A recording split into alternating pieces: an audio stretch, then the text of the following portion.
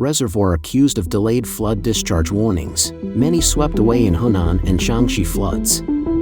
Unemployment surge in mainland China, middle-aged man laid off in tears. CCP delays retirement age, sparks strong public backlash.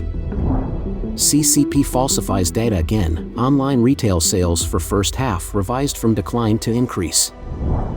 CCP third plenary session expert, party instability beyond imagination. It's all covered in today's China Truths.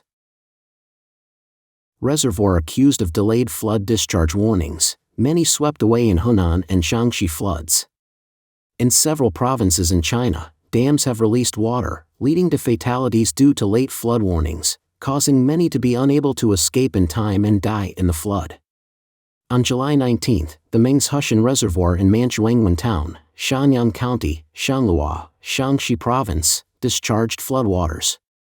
As a result, Yi, a 34-year-old woman, and her two daughters were swept away while evacuating. One was not yet 12, and the other was only 14 months old.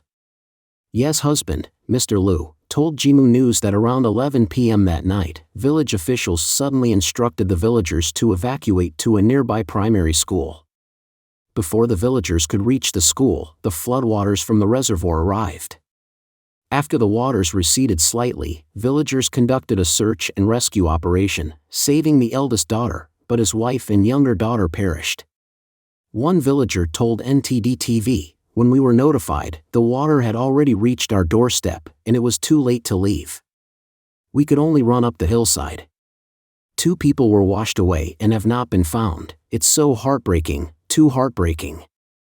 Additionally, in Henan, at least dozens of reservoirs have been discharging water for several days, causing floods in many areas including Nanyang, Zhengzhou, and Shaanxi. A villager from Huaiyang County, Zhengzhou, told NTD-TV that these past few days, with the reservoir discharging water, the roads are flooded, and our village is cut off. Here, we have 3 children, the oldest is 16, and the youngest is 13. They went to catch fish and 2 of them died, 1 is still missing. The incident has sparked heated discussions online. Such a tragedy should not have happened. Human lives are being disregarded. Isn't it illegal to ensure safe evacuation before discharging? So many questions, so much pain, the grassroots always suffer. One netizen exclaimed that my fellow countrymen, stay safe. Zhengzhou tunnel flooded, many bodies found in Henan, strong typhoon hits Fujian. On Tuesday, July 23, the Meteorological Department forecasted that Typhoon Gami, the 3rd typhoon of the season, is about to make landfall along the central coast of Fujian and other coastal areas. Its maximum wind speed could exceed level 10, and the accompanying heavy rainfall will affect Jiangnan and possibly more regions. Previously, on July 22, Typhoon Paibian already made landfall in Wanning, Henan, and other coastal areas. The Henan Meteorological Bureau issued a warning on Monday that heavy rainfall is expected in many areas of Henan over the next 3 days. At the same time, on Monday, July 22, Zhengzhou and Henan was hit by heavy rain again, causing severe flooding in urban areas, submerging vehicles and tunnels, and trapping many residents. Mr. Yang, a business owner in Zhengzhou, said, "I'm 1.8 meters tall, and the water reached my neck and ears. The water level is the same as the flood on July 20, 2021, and it reached the same level 10 days ago. The damage is extremely severe." Online videos show a man suspected of being electrocuted near a street light on a street in Zhengzhou district. Recently, in Henan, Sichuan, heavy rain triggered flash floods, and by 2 p.m. on Monday, 14 bodies had been found, with more than 20 people still missing. Residents revealed that the local hydropower station's discharge of floodwater exacerbated the disaster. Mr. Zhang, a resident of Sichuan, said, "Some houses are no longer visible, there are no traces left, not even a single brick. 2 rivers merged into one, worsening the disaster." Since early last month, floods have continuously ravaged China, causing heavy losses for residents. As of now, at least 100 people are known to have died.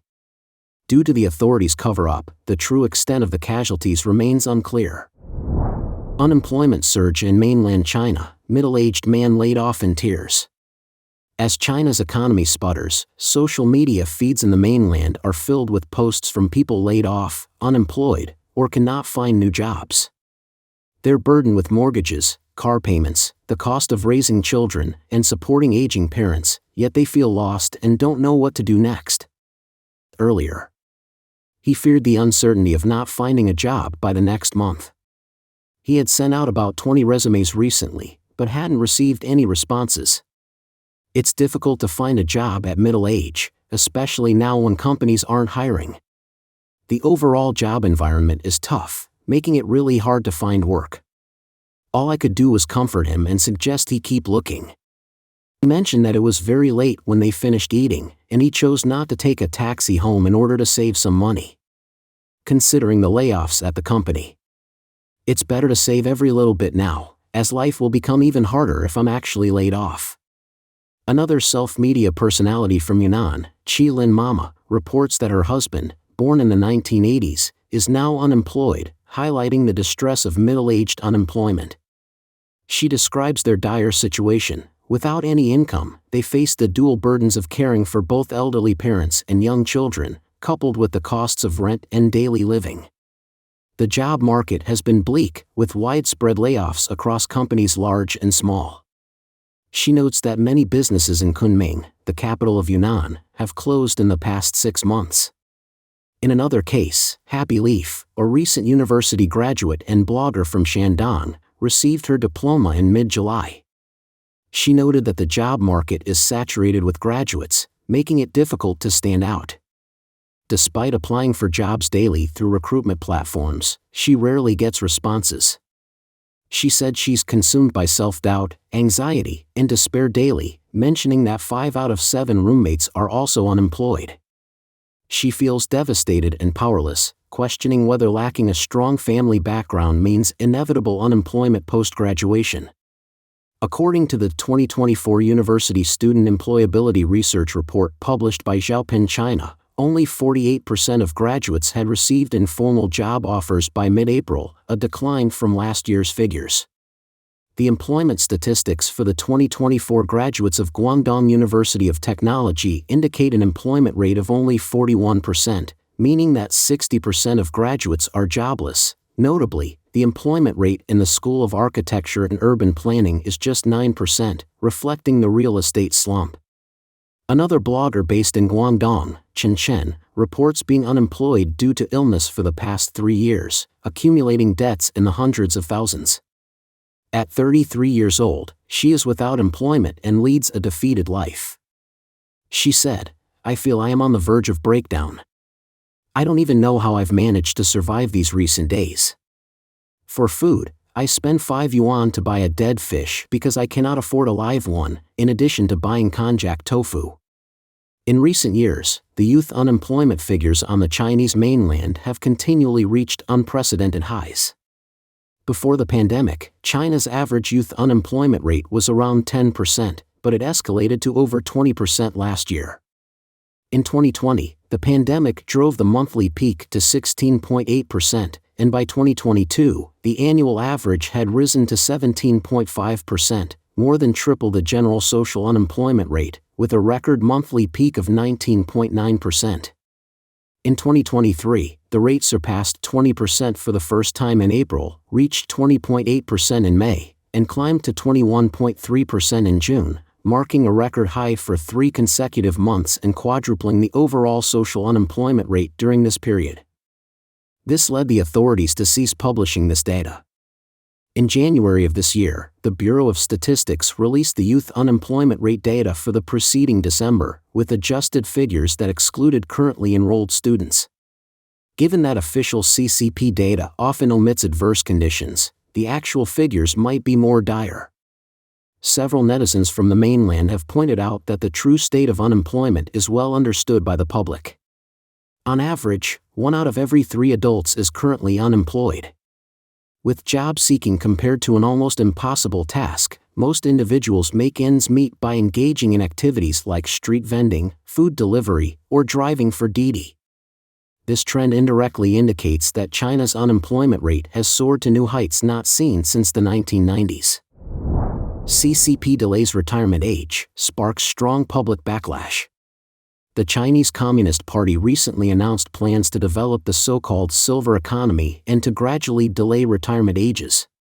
This plan, detailed during the CCP's third plenum, states that the reform will be implemented progressively, adhering to principles of voluntariness and flexibility. However, it lacks a specific roadmap, only noting an expected completion by 2029. Significant online opposition has arisen against this policy. A netizen expressed frustration, remarking, "When I was born, there were too many of us. Now that I have children, there are too few. At work, I'm considered old, yet too young to retire." Another commented on the practical implications of retiring at 65, questioning, "Who will look after the children of the younger generation? Finding a job at 35 is already difficult, and all the government cares about is when they'll start paying pensions." Many doubt the government's claim of flexibility, with one predicting, "It starts as voluntary but will inevitably become mandatory. The delay in retirement is certain." The decision also proposes to bolster the silver economy by creating job opportunities for the elderly. Yet, Yu Luowan, a Chinese historian based in America, asked if the plan wasn't just a big joke, arguing that it's not genuinely aimed at job creation for seniors but rather at avoiding pension payments. Analysts note that severe pension fund shortfalls and expenditures outpacing income have compelled the CCP to delay retirement age to alleviate financial pressure. Yu Luowan further explains the dire financial state. The funds were misappropriated long ago and are nearly depleted. It's already challenging to pay pensions to current retirees. Whether this system can last until 2029 is highly doubtful. They need to promise something far off to give young people hope. If they start delaying pensions now, young people will see no future in contributing. Reports from mainland media in November 2022 projected that China's pension fund gap could reach between 8 to 10 trillion yuan, from $1.1 trillion to $1.4 trillion USD, in the next 5 to 10 years. According to the CCP's Academy of Social Sciences, the National Pension Fund is expected to be depleted by 2035.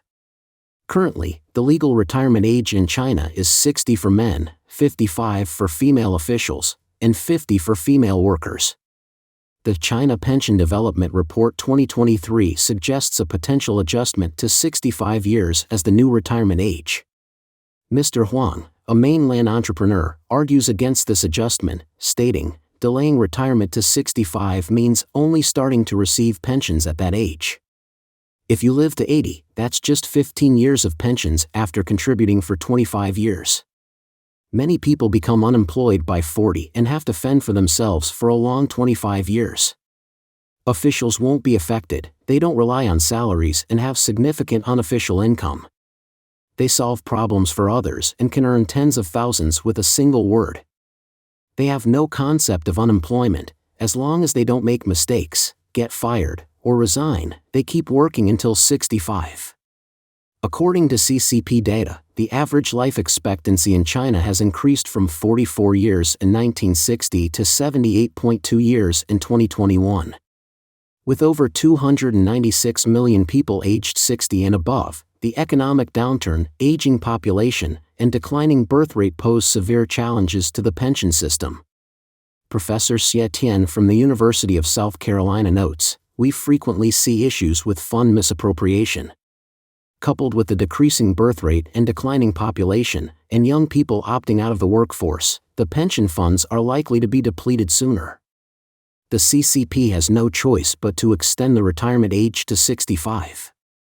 Meanwhile, the International Monetary Fund predicts that China's economy will continue to stagnate or even deteriorate in the coming years, further impacting the pension system.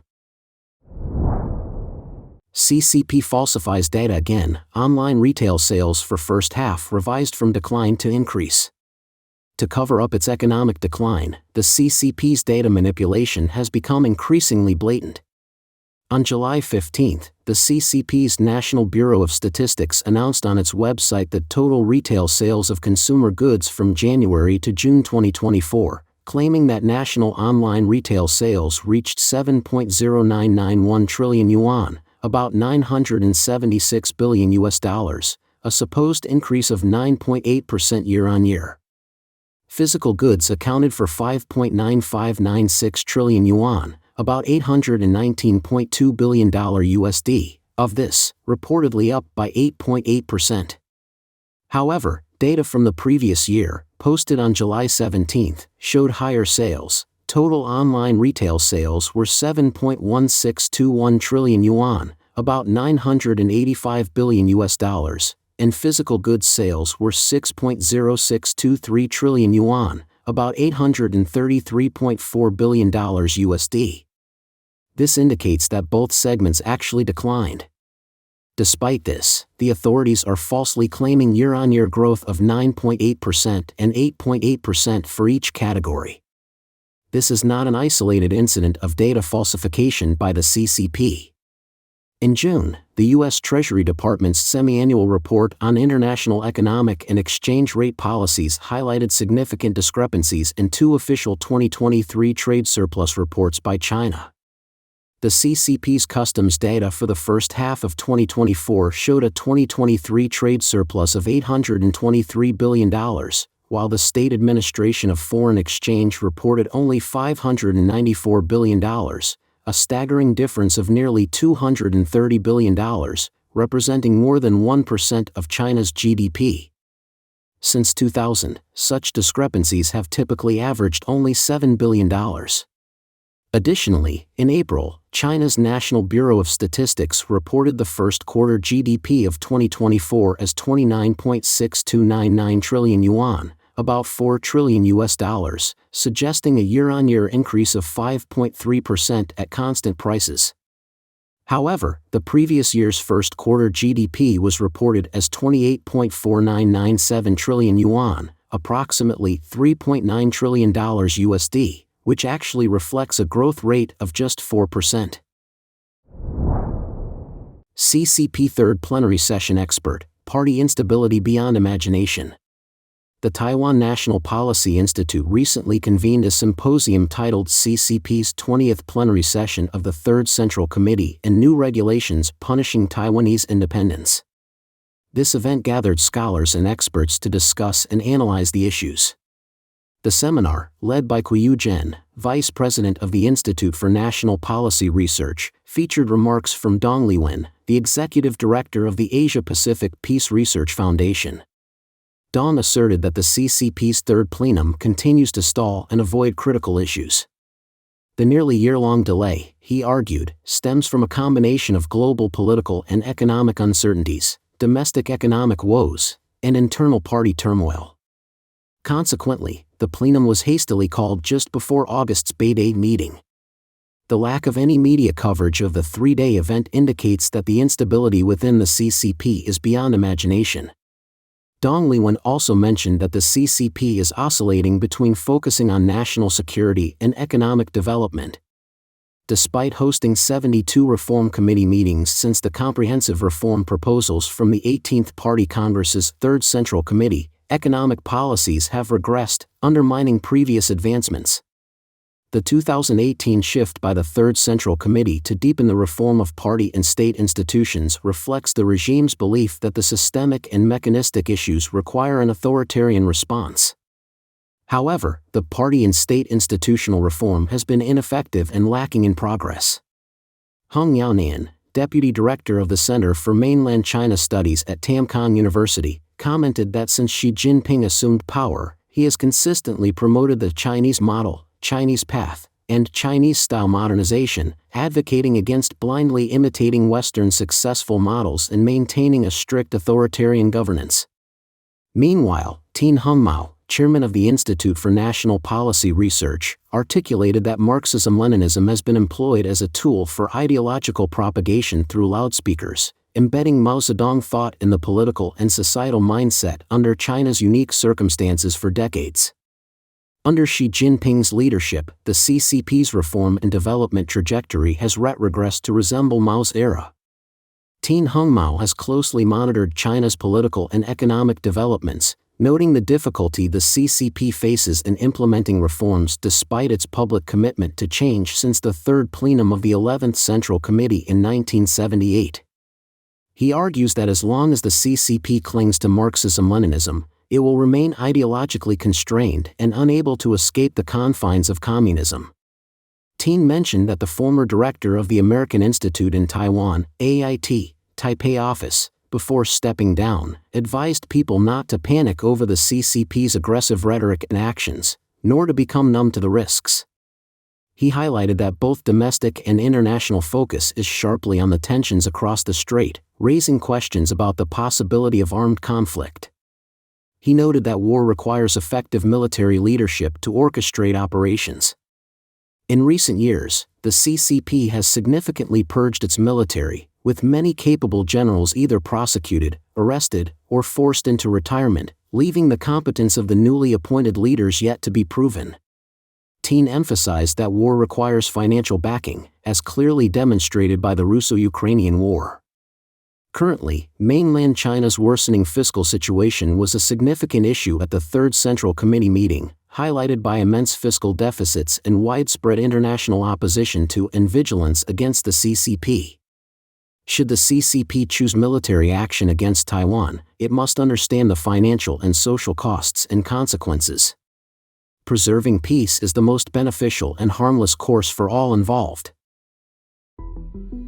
Don't forget to leave a comment in the section below to share your opinions on today's topic with us. Make sure to like and subscribe to see more interesting topics from China Truths.